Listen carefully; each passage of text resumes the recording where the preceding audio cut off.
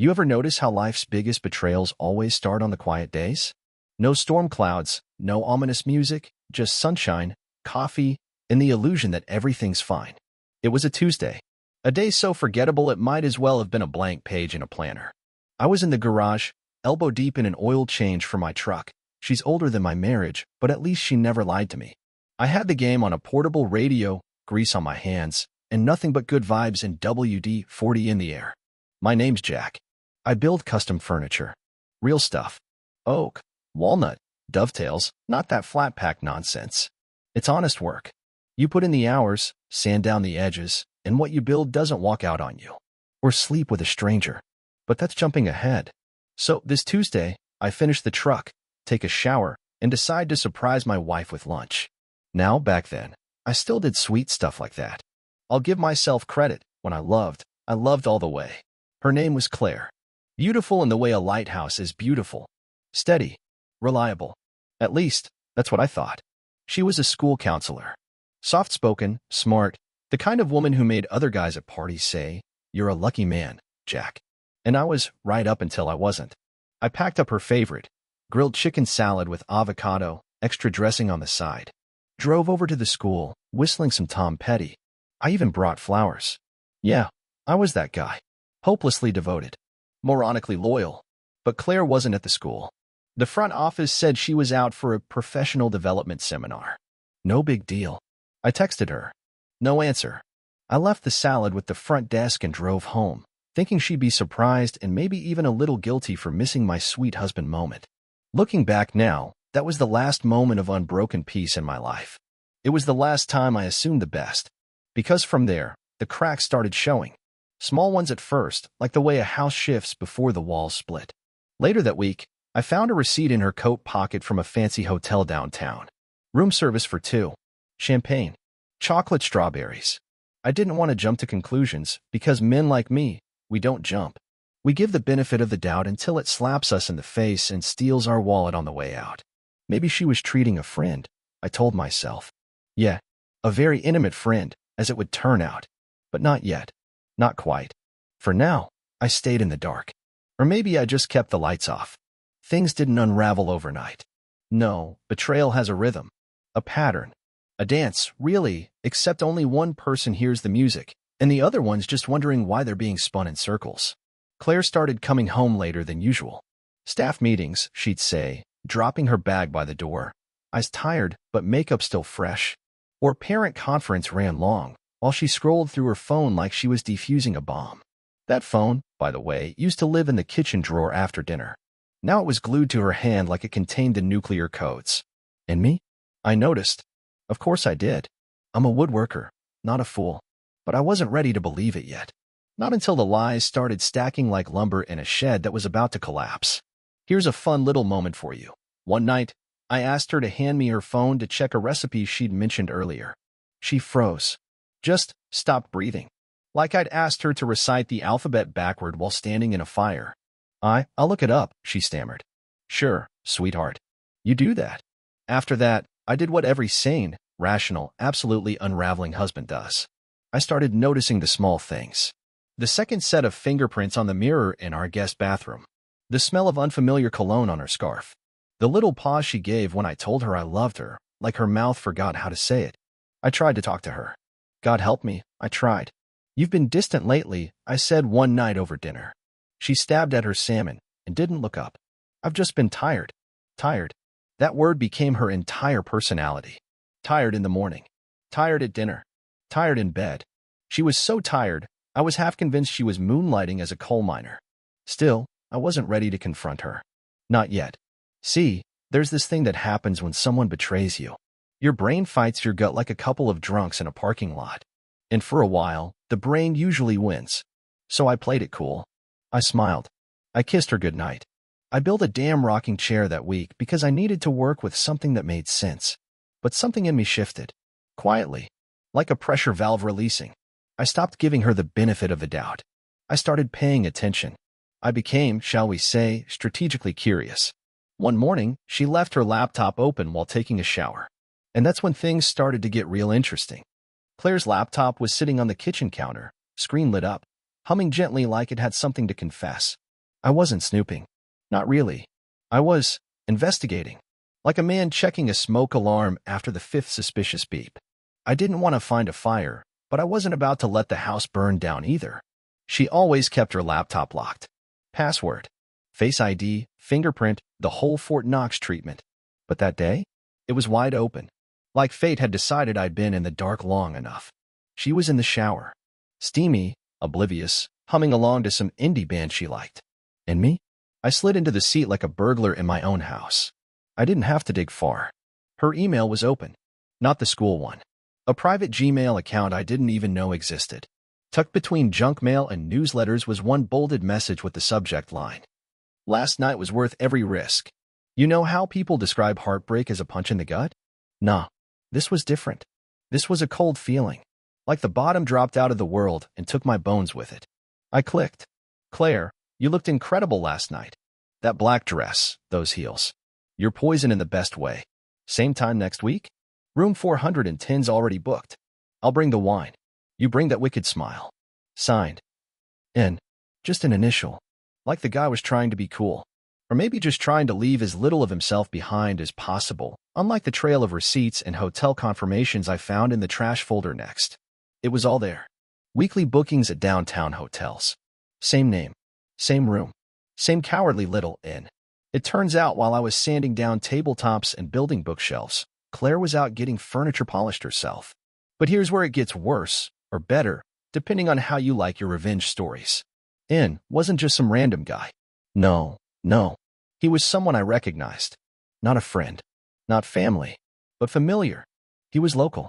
A few more clicks, and I had him. LinkedIn. Facebook. One of those life coach meets Bitcoin guru types. Drove a Tesla, wore those no-sock dress shoes, called himself a serial entrepreneur. One of those clowns who posts inspirational quotes next to gym selfies. And drumroll, he wasn't just sleeping with my wife. He was already under investigation. Financial crimes. Fraud. Wire stuff. Turns out N wasn't just morally bankrupt. He was on the verge of being legally bankrupt too. That's when something in me clicked. The heartbreak shriveled up and made room for something sharper. More useful. I didn't confront Claire. Not then. I copied the emails. Downloaded the receipts. Screenshotted the hotel bookings. I grabbed everything I could find and stuck it all on a flash drive labeled insurance. I put her laptop back, shut it gently, and poured myself a glass of bourbon. The good stuff. Neat. Claire came downstairs 10 minutes later, toweling her hair dry. I smiled at her like nothing had changed. Sleep okay? She asked. Like a baby, I replied. I lied. Just like she had. But now I had proof. And that changed everything. There's a moment, after your heart breaks, when your brain steps in like a war general. It stops asking why and starts asking how. How do I use this? How do I make this count? I wasn't about to throw a fit or make a scene. I wasn't the guy who flipped the dinner table and screamed, I know everything. That kind of theatrics is for TV. Me? I'm more of a slow burn type. Like a crockpot full of vengeance, simmering on low until the whole damn house smells it. So I spent the next few days smiling. Chopping firewood. Fixing a squeaky stair Claire had been nagging me about for weeks. I kissed her forehead every morning and even made her coffee once or twice, because I wanted her calm. Comfortable. I wanted her to think she'd gotten away with it. Meanwhile, I was building a dossier on her lover. His name was Nathaniel Crane. Of course. Real estate investor by title. Scam artist by trade. I found old lawsuits, unpaid taxes, angry Yelp reviews for investment seminars he ran at Holiday Inns. He had a history of leaving town just before things got messy. But here's the kicker. Claire didn't know. As sharp as she thought she was, my wife was having an affair with a guy who was already on thin ice with the law. That was my golden ticket. And I knew just who to call. A buddy of mine, let's call him Russ, used to be in law enforcement before he left the badge behind and started working in private investigations. He owed me a favor for helping build his deck last summer, and I decided to cash it in. I handed him the flash drive and said, I want everything you can find on this guy. Where he lives, where he hides his secrets, and who else he's screwing over besides my wife. Russ didn't even blink. You want me to tail him? Tail him. Track him. I want to know what kind of wolf she's feeding steak dinners to. And boy, did Russ deliver.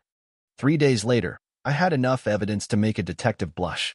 Turns out Nathaniel Crane was mid-scheme, selling the same luxury condo opportunities to a dozen investors, all while laundering money through shell companies. Claire had no idea. She thought she was dating a sharp-dressed business genius. I saw an opportunity, not just to expose him, not just to end the affair, but to deliver the kind of justice that sticks. See, there's a difference between revenge and revenge with receipts. So I called the authorities. Specifically, a friend of a friend who worked financial crimes. I met her for coffee and laid it all out. No dramatics. Just a man sitting across from her with a neat folder full of fraud. She asked me how I got it. Let's just say love makes you observant.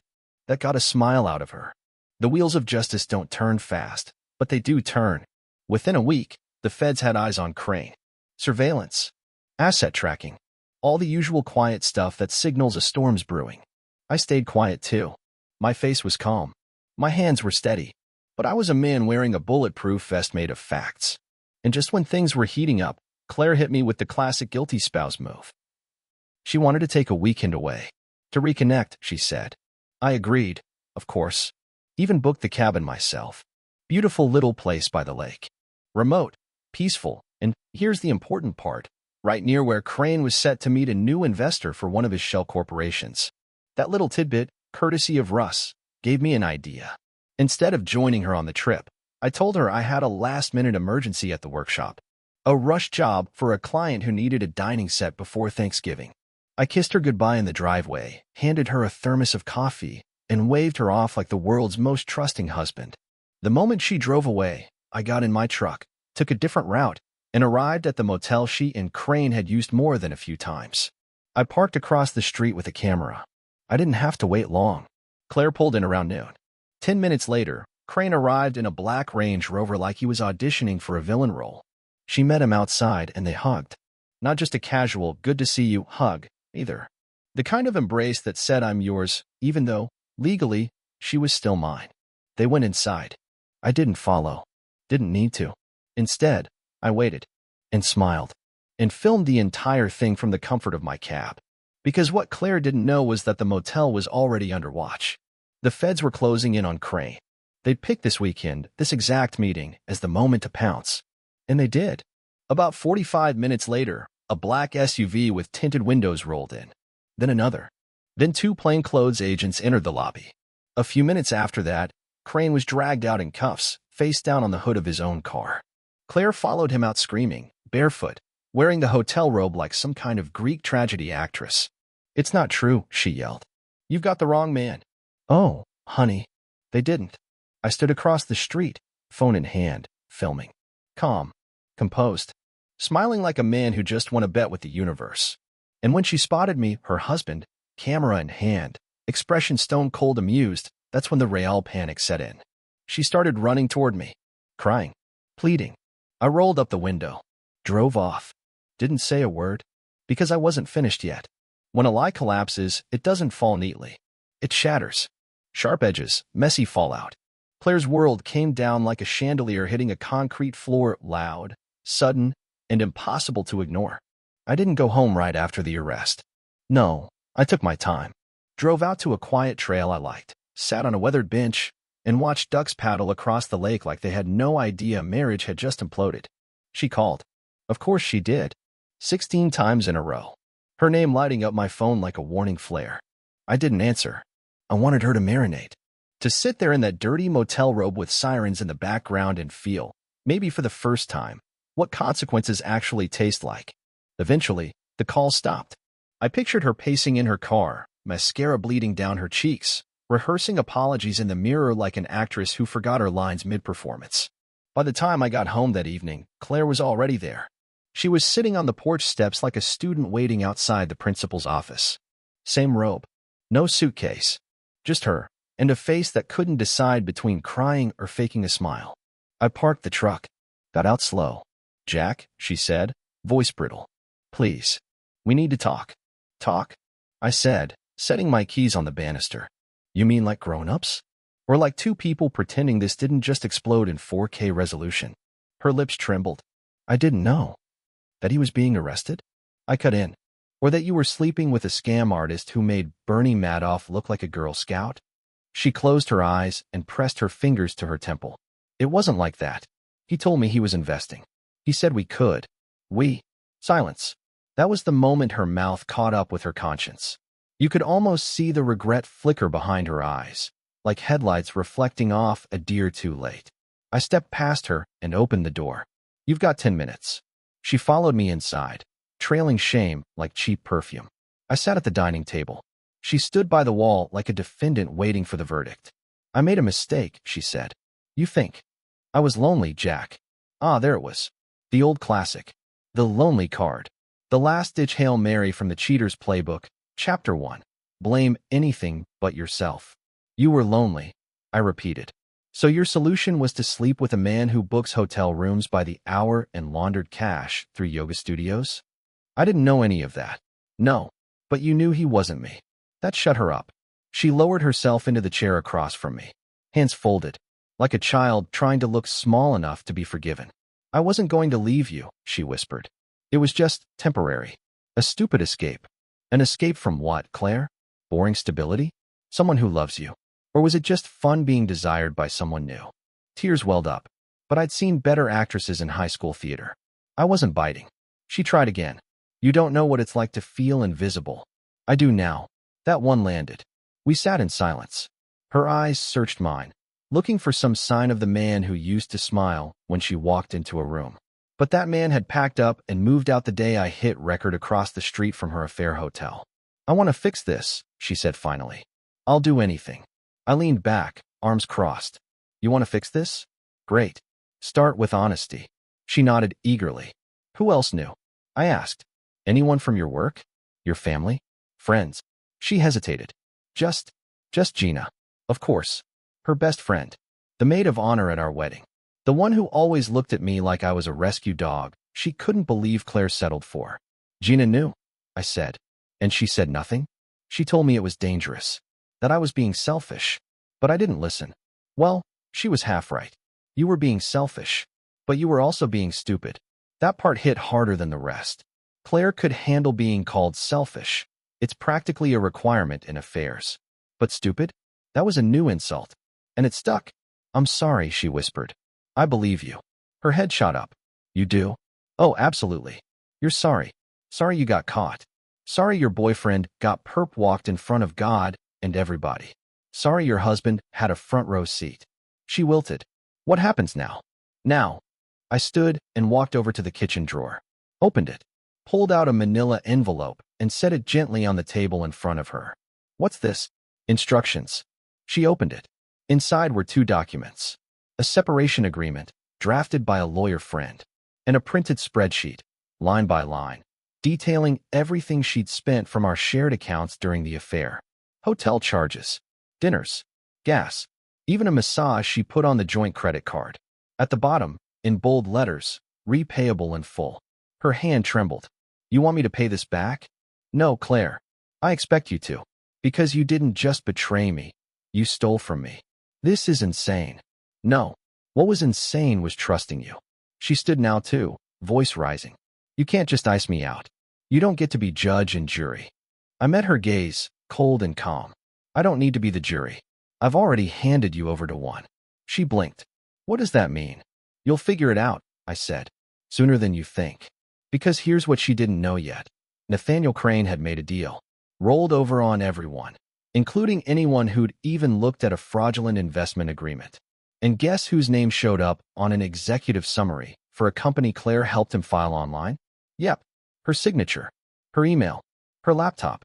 The feds were digging, and they weren't stopping with Crane. Claire had crossed the line. And Justice? Justice had her number now. 3 days later, Claire found out what I meant. It was early morning, maybe 6:45, when the knock came. Not a polite tap. The kind of knock that says, we have a badge and questions, and you're not going to like either. I watched from the upstairs window, coffee in hand, wearing a calm that only comes after a storm's passed, and you're the only one holding an umbrella. Claire opened the door in a robe. Her hair was a mess, her eyes puffy from the kind of sleep no one enjoys. Claire Weston, the agent asked. She nodded. We need to ask you a few questions. May we come in? I couldn't hear what followed, but I didn't need to. She let them in. I heard drawers opening, file folders flipping. I heard her voice rise, then crack. Something about, I didn't know. And I only helped him with the website. She didn't know a line of HTML from a landmine, but she did sign off on digital invoices. She did share tax information between them. She did cover a few hotel stays on the company card Crane gave her. And the feds? They don't care about excuses. They care about paper trails. When they finally left, she didn't look at me. Just went straight to the bathroom and locked the door. She cried in there for a long time. I didn't say a word. Not yet. From that day on, she was a ghost in our home. A once proud, always put-together woman who suddenly flinched when the doorbell rang. Her phone buzzed constantly now, not from texts, but from unknown numbers and voicemail notifications. The real trouble wasn't the affair anymore. It was the fraud charges. Her name had ended up on more than one document. Her job at the school? Gone. They politely accepted her resignation. Her friend Gina? Mia. Reputation? Shredded. And the cherry on top? My lawyer filed the divorce. No separation. No counseling. No trial run. Divorce. Clean. Cold. And loaded with documentation. She cried when she got the paperwork. Not soft tears, but the kind that shake a person. She sat on the floor, holding the manila envelope like it was radioactive. You can't do this, she whispered. I'm doing this. We were married 15 years. And you threw all 15 into a motel laundry basket. She didn't argue anymore. She just sat there, wrecked. The final confrontation wasn't fireworks, it was the opposite. That's what made it worse for her. We met in the living room the day the movers came. She was packing the last of her things. I stood by the door as they carried boxes out one by one. Everything she took with her was legal. Nothing sentimental. I just want to say something before I go, she said, voice trembling. I nodded. Didn't tell her no? I figured I'd earned a front row seat to whatever finale she had planned. I know you hate me. I know I ruined everything. I wish I could take it back. I didn't say anything. She looked around our empty house, the one she used to decorate every fall like Martha Stewart on steroids. Now it was bare. A husk. I loved you, she said, even if it didn't look like it. I raised an eyebrow. That's the thing about love, Claire. It does matter what it looks like. She started to cry again, but this time, I didn't flinch. I was past that part. I didn't even feel anger anymore, just a dull kind of pity. Like watching someone trip over a rock they set themselves. Goodbye, Jack, she said. I opened the door for her. A few days after she left, I posted the video. Not on Facebook. I'm not a lunatic. But I did send it to a handful of places where it would matter. Her school board. Her church friends. Her brother, who always thought I wasn't ambitious enough for her. Even a private email group for some of the folks in our neighborhood association. Just a clean clip. Crane in cuffs. Claire yelling, "It's not true," in a hotel parking lot. Me standing calmly across the street, filming with the world's most satisfied smile. No narration. No commentary. Just context. Proof. Closure. They say revenge is best served cold. I served mine on a platter of silence. It's been 6 months. The house feels quiet, but in the good way. No more lies echoing off the walls. Just me, my tools, and a calendar that no longer lies about where someone says they'll be on a Tuesday night. I still get updates from Russ. Claire pled out. Avoided jail, but had to pay a hefty fine. Lost her teaching license. Moved in with her sister 2 towns over. I heard she's waiting tables now. Humbling work. Probably good for the soul. As for Nathaniel Crane, last I heard, he was wearing orange. Turns out the feds love it when you cooperate, but they still want to see you sweat a little. Me? I built a new dining table. Maple, with a walnut inlay. Took my time on it. Sanded it by hand. Every cut precise. Honest. Strong. People ask if I'm bitter. If I'll date again. If I still believe in love. And I tell them this. I believe in truth. I believe in loyalty. I believe that sometimes, the quiet man, the one who builds, who waits, who listens, he's the one you should be afraid of. Because when he gets hurt, he doesn't scream. He rebuilds. But not before making damn sure the people who broke him know exactly what they lost.